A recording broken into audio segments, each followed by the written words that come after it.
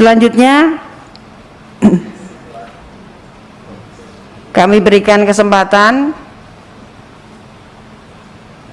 kepada Pemda Kabupaten Banyumas, Pak Wakil, kami berikan waktu seluas-luasnya. Assalamualaikum warahmatullahi wabarakatuh.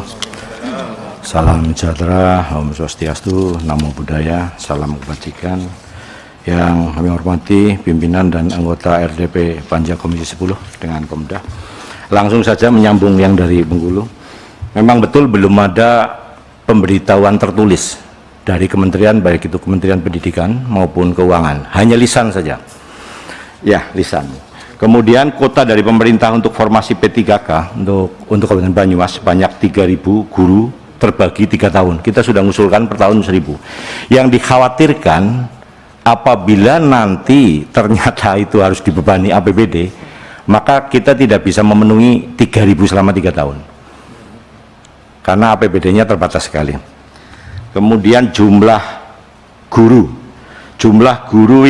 Wiyata Bakti di Banyumas itu ada 2.945. Itu terdiri dari 1.332 guru yang usianya di atas 35 tahun, kemudian 1.613 guru yang di bawah 35 tahun. Kemudian sisa K2 yang sudah tes berkali-kali ASN tetapi nggak lulus-lulus, mungkin ya karena sudah saingannya juga masih muda-muda ya, fresh graduate semua. Itu masih ada 62 orang Ibu yang belum lulus-lulus ya. Ini ada surat juga aspirasi dari teman-teman GTKHNK 35+ Kabupaten Banyumas. Saya bacakan aja ini. Tadi ngebel saya, saya print ya. Aspirasi guru-guru honorer Banyumas. Yang pertama, permasalahan PPPK kalau toh sudah mentok dan itu yang akan tetap dilaksanakan oleh pemerintah. Mereka berharap masa pengabdian, usia dan sertifikasi bisa menjadi bahan pertimbangan untuk langsung diloloskan tanpa melalui tes. Ini memang kalau dipaksakan tes kayaknya nggak lulus-lulus karena sudah mentok. Yang kedua, harapan mereka adalah prioritas untuk yang 35+. Kalau bisa cukup dengan pemberkasan saja, ini permintaan mereka Ibu ya. Kemudian yang ketiga, tenaga pendidik, yang ini agak susah ya, baik penjaga sekolah maupun perpustakaan serta guru agama dan guru olahraga. Kami mohon diberikan penambahan kuota sesuai dengan kebutuhan ASN di masing-masing wilayah untuk menutup kekurangan tenaga ASN. Ini sudah jalan ya. Yang empat, harapan yang paling utama mereka tetap kepengin kepres PNS untuk seluruh honorer. Saya kira itu aja, Pak Agustin. Baik Pak, jadi senada dengan Bengkulu ya, tidak ada pemberitahuan tertulis, ya, pemberitahuan lisan ada. Kemudian honorer diusulkan per tahun 1.000 dan dikhawatirkan pada tahun ketiga APBN sudah tidak lagi mencukupi untuk membayar. Kemudian ada aspirasi dari GTK 35+. Ini saya kira seluruh Indonesia sama Pak. Saya juga mendapatkan beberapa WA dari teman-teman Banyumas. Mungkin mendapatkan nomor saya dari teman-teman anggota DPRD PDI Perjuangan.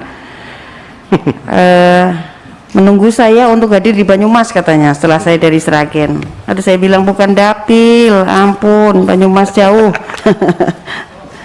Setelah punya bupati saya kira cukup semua direpresentasi oleh Pak Bupati dan Pak Wakil.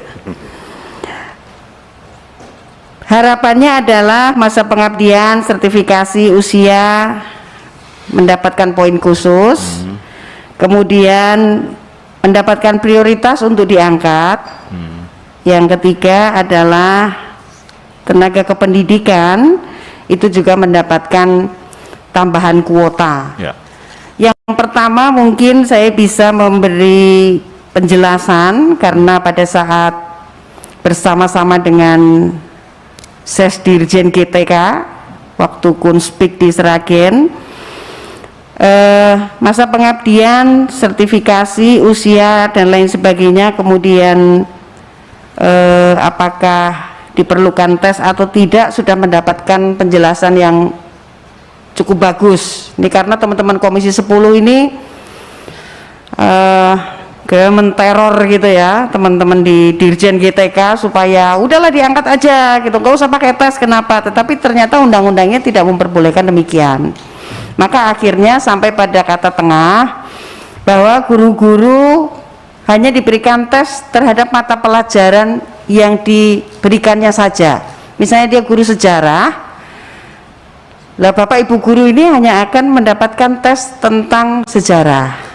Geografi juga tentang geografi, dan kami yakini kalau mata pelajaran yang sudah diberikan diampukan oleh para Bapak Ibu guru selama berpuluh-puluh tahun dalam pengabdiannya sebagai honorer, itu pun Bapak Ibu guru honorer ini sudah sangat fasih ya, sudah sangat pandai, sudah sangat menguasai, sehingga kami yakin akan lulus tes. Jadi tes itu untuk memenuhi persyaratan undang-undang, tidak bisa dilewati.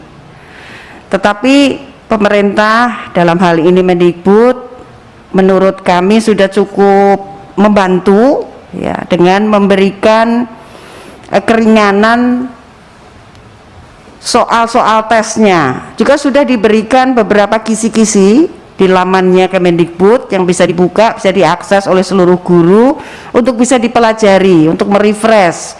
Mungkin kadang-kadang materi-materi yang diajarkan di Banyumas akan berbeda dengan yang diajarkan di Landak karena prioritas mungkin dalam sejarah dan lain sebagainya, tetapi ini semuanya bisa direfresh. Ini adalah modal bagi kita untuk bisa menenangkan teman-teman honorer supaya tetap mengikuti proses seleksi yang ada tesnya, tapi tesnya ini dipermudah.